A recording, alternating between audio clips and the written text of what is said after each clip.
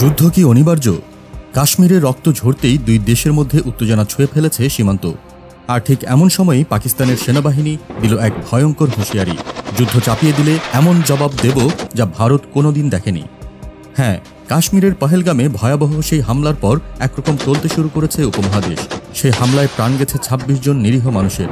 এমন এক সময়েই পাকিস্তানের সেনাপ্রধান জেনারেল অসীম মনিরের নেতৃত্বে বসেছে সামরিক কোর কমান্ডারদের বৈঠক। স্থান রাওয়ালপিন্ডি, সময় ২ মে। আর সেখান থেকেই উঠেছে সবচেয়ে কঠিন বার্তা, যদি যুদ্ধ চাপিয়ে দেওয়া হয় তবে প্রতিশোধ হবে ভয়ঙ্কর আর নজিরবিহীন। ভারত একদিকে পরোক্ষভাবে দায় দিচ্ছে ইসলামাবাদকে।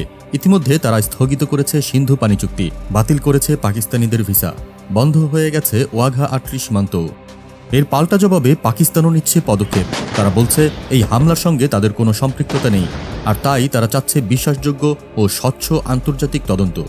জিও নিউজের তথ্য মতে বৈঠকে বিশ্লেষণ করা হয়েছে বর্তমান ভূ রাজনৈতিক পরিস্থিতি, আর সিদ্ধান্ত হয়েছে যদি ভারত আগ বাড়িয়ে কিছু করে তবে জবাব হবে শুধু সামরিক নয়, ইতিহাস সৃষ্টিকারী।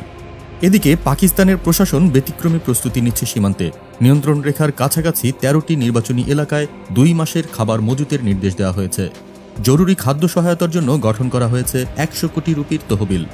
উত্তেজনা বাড়ছে, প্রস্তুতি চলছে, তবে প্রশ্ন একটাই, এই উত্তেজনা কি গড়াবে পুরোপুরি যুদ্ধের দিকে, নাকি শেষ মুহূর্তে হবে কোনো কূটনৈতিক সমঝোতা? যাই হোক, এই পরিস্থিতিতে একটুও ভুল পদক্ষেপ পুরো অঞ্চলকে ঠেলে দিতে পারে অনিশ্চিত এক ভবিষ্যতের দিকে।